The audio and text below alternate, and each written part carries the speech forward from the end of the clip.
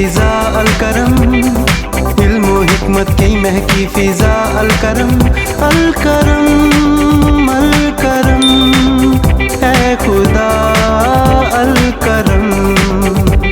अल करम high school, Sher Shah road, दाता नगर, बादामी बाग, लाहौर। रहमानिर्रहीम।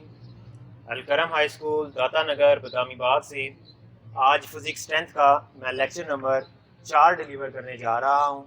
बेटा हम लोगों ने chapter number 1 simple harmonic motion and waves start किया हुआ है, जिसमें मैंने आपको इसकी डेफिनेशन और 2 एग्जांपल्स डिटेल के साथ सिखा दी हैं। जिनमें पहली एग्जांपल हमने साबित की थी कि motion of a mass attached with a spring is simple harmonic motion. कि हमने साबित किया था कि स्प्रिंग के साथ बंधे हुए मास का जो मोशन है वो सिंपल हार्मोनिक मोशन की मिसाल है। कल हम लोगों ने सीखा था कि बॉल एंड बाउल सिस्टम, ये भी एक सिंपल हार्मोनिक मोशन की मिसाल है। आज हमने सीखना है वेरी वेरी इंपॉर्टेंट टॉपिक है, बहुत अहम सवाल है, लॉन्ग क्वेश्चन के हवाले से बोर्ड में ये काफ़ी दफ़ा आया है। तो बेटा हमने आज सीखना है कि motion of a simple pendulum, कि जो सिंपल पेंडुलम है, सादा पेंडुलम है, इसकी भी जो मोशन है वो भी एक सिंपल हार्मोनिक मोशन की मिसाल है। तो डिटेल से हम लोग सीखते हैं। तो बेटा जो पेंडुलम होता है, पेंडुलम का स्ट्रक्चर क्या है, साख्त क्या है उसकी। पेंडुलम में एक डोरी, एक स्ट्रिंग ली जाती है जिसके साथ हम एक गोली बोब को जो है वो अटैच कर देते हैं।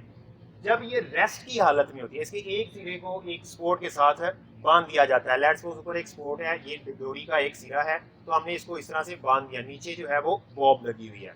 तो एट पॉइंट ओ, ये इसकी मेन पोजीशन है, हम ओ इसकी मेन पोजीशन है, वस्ती पोजीशन है, वस्ती नुक्ता है। जब वो रेस्ट की हालत में होगा उस वक्त इसका वजन नीचे की जानिब और डोरी की टेंशन टी ऊपर की जानिब इसके ऊपर एक्ट अपॉन होगी और दोनों एक दूसरे के असर को जायल कर देंगे। और ये जो बॉब है ये रेस्ट की हालत में होगा, तो इसका मतलब ये होगा कि उसके ऊपर नेट फोर्स, जो नेट फोर्स है, रिजल्टेंट ऑफ द फोर्सेस है, वो जीरो है। मतलब ये होगा एट पॉइंट ओ, वस्ती पोजीशन पर, नुक्ता ओ पर नेट फोर्स इज जीरो, मतलब कि नेट फोर्स टोटल फोर्सेस का जो रिजल्टेंट होता है वो जीरो होगा।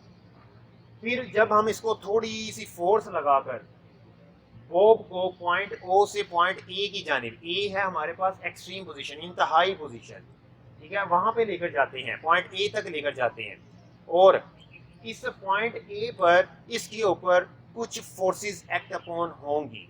बेटा डोरी की टेंशन टी और वजन का डब्ल्यू वजन जो एम जी है, इसका एक component M G cos theta, ये एक दूसरे के असर को जायल कर देंगे, कैंसल आउट कर देंगे। मतलब at point A component of weight M G cos theta, कि कोस थीटा यानी कि एम जी कोस थीटा जो है ये वजन का एक हिस्सा है, एक कंपोनेंट है, वो क्या करेगा, वो इस डोरी की टेंशन के साथ इस असर को कैंसल आउट कर देगा।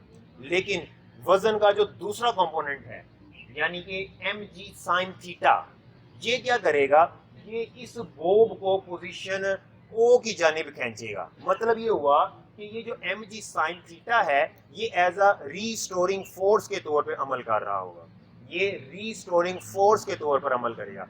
और करेगा क्या ये एम जी साइन थीटा, ये इस बॉब को वापस मीन पोजीशन यानी कि वस्ती नुक्ता ओ की जानिब खींचेगा। तो बेटा जब ये ये जो बॉब है इसको ओ की जानिब खींचेगा तो उस वक्त इसकी वेलोसिटी जो है वो इंक्रीज होती जाएगी, स्पीड बढ़ती जाएगी। जैसे ही ए से बॉब वापस ओ की जानिब आएगी स्पीड बढ़ती जाएगी। अब पॉइंट ओ के ऊपर इनर्शिया की वजह से ये बॉब रुकेगी नहीं, बल्कि वो क्या होगी, इस मेन पोजीशन को क्रॉस कर जाएगी और पॉइंट बी यानी कि अपनी एक्सट्रीम पोजीशन, इंतहाई पोजीशन बी पर आ जाएगी। अब उस पर भी इसी तरह से ये जो कंपोनेंट है वो एक्ट अपॉन होंगे और फिर जो रिस्टोरिंग फोर्स है उस बॉब को वापस बी से ओ की जानिब लेकर जाएगी। तो इस तरह से ये जो बॉब है ये आगे और पीछे की जानिब मूव करती रहेगी उतनी देर तक जब तक इसकी तमाम एनर्जी जो है वो बाहर वो एक्सपोज ना हो जाए। तो इसका मतलब ये हुआ बेटा, याद रखना है ये जो एम जी साइन थीटा है वजन का कंपोनेंट, ये as a restoring force act upon होता है, ये as a restoring force act upon होता है। अब हमने इसका total time period find out करना है, मतलब कि ये कितना टाइम इसमें जो है ये ऑसिलेशन में ले रहा है। आप देखेंगे एक ही पॉइंट से आगे और पीछे की जानिब मोशन हो रही है। सिंपल हार्मोनिक मोशन की अगर आपको डेफिनेशन याद है, अपने जहन में लाएं, तो उसमें क्या था कि जो force restoring force act upon होती है इसके ऊपर, वो क्या करती है, उसकी पोजीशन हमेशा मीन पोजीशन की जानिब होती है, उसकी डायरेक्शन हमेशा मीन पोजीशन की जानिब होती है। मतलब कि यहाँ पे जो restoring force M G sine theta है वो हमेशा इस बोब को ओ की जानिब, वेस्टी पोजीशन, मीन पोजीशन की जानिब ही खींचेगा। तो इससे साबित होता है कि पेंडुलम की जो मोशन है वो भी एक सिंपल हार्मोनिक मोशन की मिसाल है। तो मैं टाइम पीरियड की बात कर रहा था, तो बेटा टाइम पीरियड जो है, किसी भी पेंडुलम का टाइम पीरियड फाइंड आउट करने के लिए एक फार्मूला यूज किया जाता है जो होता है टी इज इक्वल टू 2 पाई, इसमें रेडिकल एल ओवर जी।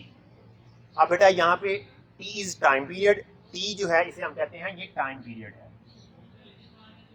Time period capital T. 2 एक न्यूमेरिकल वैल्यू है, पाई की स्पेसिफिक वैल्यू होती है, पाई इज इक्वल टू 22/7 या 3.14 ऑलमोस्ट, ये पाई की वैल्यू हम यूज करते हैं। L is the length of string, यानी कि इस धागे की लंबाई कितनी है। और जो जी है, जी कहते हैं ग्रेविटेशनल एक्सेलरेशन को। जाहिर सी बात है इसके ऊपर इसकी फोर्स, वजन भी है, इसमें ग्रेविटेशनल फोर्स यानी कि ग्रेविटी की फोर्स जो है वो भी एक्ट अपॉन हो रही है। और जी की एक स्पेसिफिक वैल्यू होती है which is equal to G is equal to 10 metre per second square. तो बेटा इस फार्मूला के जरिए से हम किसी भी पेंडुलम का टाइम पीरियड फाइंड आउट कर सकते हैं। तो ये बेटा आज हमारी तीसरी मिसाल थी जिसमें हम लोगों ने सिंपल हार्मोनिक मोशन की सीखा कि सादा पेंडुलम जो है वो सिंपल हार्मोनिक मोशन की एक मिसाल है। तो बेटा अगर आपको इस लेक्चर में किसी किस्म का कोई सवाल है आपका, तो बेटा आप हमें कमेंट में लिख सकते हैं। इंशाल्लाह नेक्स्ट वीडियो से पहले आपके तमाम सवालों का जवाब दे दिया जाएगा।